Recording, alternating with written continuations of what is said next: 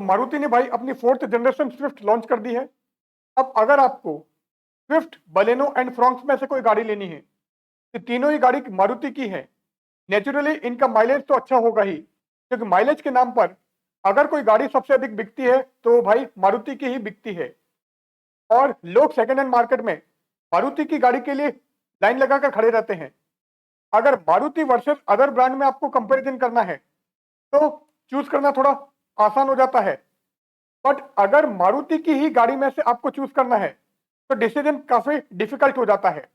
अब जब से फ्रॉन्क्स मार्केट में आई है तो बलेनो की सेल कम हो गई है और बची हुई कसर स्विफ्ट पूरी कर देगी। अब अगर तीनों में से आपको कोई गाड़ी लेनी हो तो आपको 2024 में कौन सी गाड़ी लेनी चाहिए, उसके बारे में आज हम यहां पर डिटेल में डिस्कस करेंगे कि आप गाड़ी लेना चाहते हैं तो आपको स्विफ्ट 2024 लेनी चाहिए, फ्रॉन्क्स लेनी चाहिए या बलेनो लेनी चाहिए। तो चलो वीडियो में स्टार्ट करते हैं। अब अगर हम इनकी ऑन रोड प्राइस की बात करें तो स्विफ्ट की ऑन रोड प्राइस 7.40 लाख से स्टार्ट होती है। इसी टाइप से बलिनो की भी ऑन रोड प्राइस आपके 7.50 लाख से स्टार्ट होती है। और अगर हम फ्रॉन्क्स की बात करें तो फ्रॉन्क्स की ऑन रोड प्राइस 8.40 लाख से स्टार्ट होती है। तो स्विफ्ट और बलिनो दोनों सेम रेट में आपको मिल जाती है, जबकि अगर आप फ्रॉन्क्स की बात करेंगे तो फ्रॉन्क्स आपको 1 लाख महंगी मिलती है। अब सबसे पहले हम स्विफ्ट की बात करें तो इसमें आपको 1.2 लीटर 3 सिलेंडर जी सीरीज का इंजन मिलता है, जो इन तीनों गाड़ी में सबसे ज्यादा माइलेज देता है।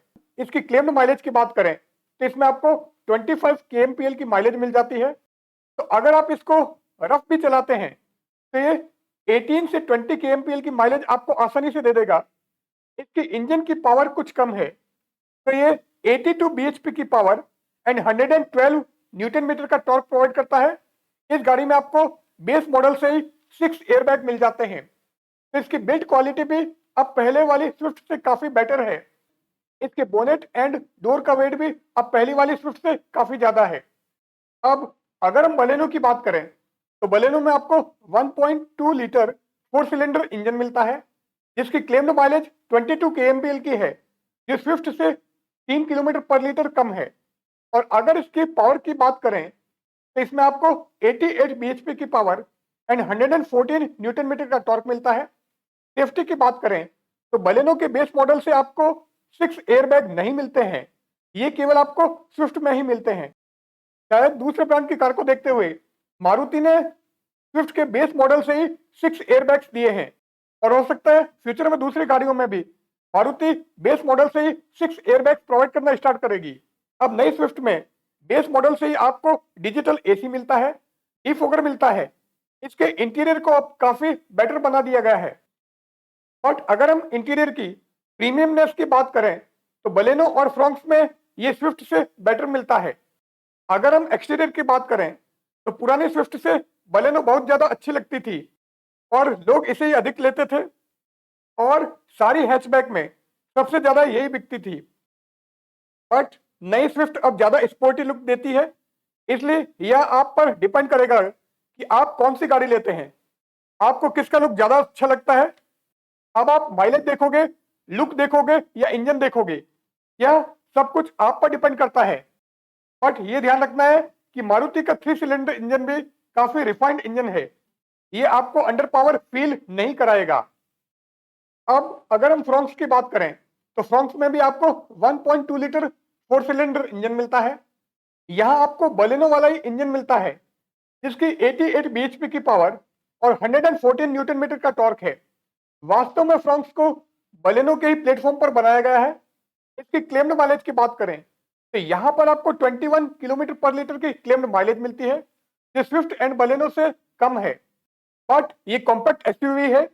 अब अगर हम तीनों गाड़ियों की डायमेंशन की बात करें तो स्विफ्ट में आपको 3860 mm की लेंथ मिलती है, बलेनो में 3990 एंड फ्रॉन्क्स में आपको 3995 mm की लेंथ मिलती है। अगर विड्थ की बात करते हैं तो स्विफ्ट में आपको 1735 mm की विड्थ, बलेनो में 1745 mm एंड फ्रॉन्क्स में आपको 1765 mm की विड्थ मिलती है। इसी टाइप से अगर हम हाइट की बात करें तो स्विफ्ट में हमको 1520 mm, बलेनो में 1500 mm एंड फ्रॉन्क्स में हमको 1550 mm की हाइट मिलती है। तो अगर हम लेंथ वाइज देखें तो बलेनो स्विफ्ट के कंपैरिजन में ज्यादा लंबी गाड़ी है, बट हाइट के मामले में बलेनो को स्विफ्ट पीछे छोड़ देती है। अब फ्रॉन्क्स की बात तो करना ही अलग है, क्योंकि फ्रॉन्क्स एक्चुअल में एक कॉम्पैक्ट एसयूवी है जिसकी length, width and height Swift and Baleno से ज्यादा है। अब अगर हम विड्थ की बात करें तो स्विफ्ट और बलेनो को अगर कंपेयर किया जाए तो बलेनो की विड्थ स्विफ्ट से ज्यादा है। इसका मतलब स्विफ्ट की लेंथ बलेनो से कुछ कम है, बट इसकी हाइट बलेनो से ज्यादा है। इसका मतलब देखने में बलेनो आपको थोड़ी लंबी लगेगी जबकि स्विफ्ट थोड़ी ऊंची लगेगी। तो बैठने में बलेनो स्विफ्ट से ज्यादा कंफर्ट फील कराएगी। लेग रूम के मामले में भी आपको बलेनो में ज्यादा लेग रूम मिलेगा। अब अगर हम व्हील बेस की बात करें तो स्विफ्ट में आपको 2450 mm का व्हील बेस मिलता है, जबकि बलेनो में 2520 एंड फ्रॉन्क्स में भी आपको 2520 mm का व्हील बेस मिलता है। तो क्योंकि व्हील बेस बलेनो का स्विफ्ट से ज्यादा है तो कंफर्ट के मामले में बलेनो ज्यादा आपको कंफर्ट फील कराएगी। अब अगर ग्राउंड क्लियरेंस की बात करें तो स्विफ्ट में आपको 163 mm का ग्राउंड क्लियरेंस मिलता है, बलेनो में आपको 170 mm का और फ्रॉन्क्स में आपको 190 mm का ग्राउंड क्लियरेंस मिलता है। तो अगर हम स्विफ्ट और बलेनो की बात करें तो स्विफ्ट का ग्राउंड क्लियरेंस कम है जबकि बलेनो का उससे ज्यादा है, बट फ्रॉन्क्स क्योंकि कॉम्पैक्ट एसयूवी है तो इसका ग्राउंड क्लियरेंस दोनों गाड़ियों के कंपैरिजन में ज्यादा है। इसी तरह से अगर हम बूट स्पेस की बात करें तो स्विफ्ट में आपको 265 लीटर का बूट स्पेस मिलता है, फ्रॉन्क्स में हमको 308 लीटर का बूट स्पेस मिलता है, जबकि बलेनो में स्विफ्ट एंड फ्रॉन्क्स दोनों के कंपैरिजन में ज्यादा बूट स्पेस मिलता है। यहाँ पर जो बूट स्पेस है उसकी साइज आपको 380 लीटर मिलती है, तो बलेनो में हमको 380 लीटर का बूट स्पेस मिलता है। अब फ्रॉन्क्स क्योंकि कॉम्पैक्ट एसयूवी है तो इसका ग्राउंड क्लियरेंस ज्यादा है।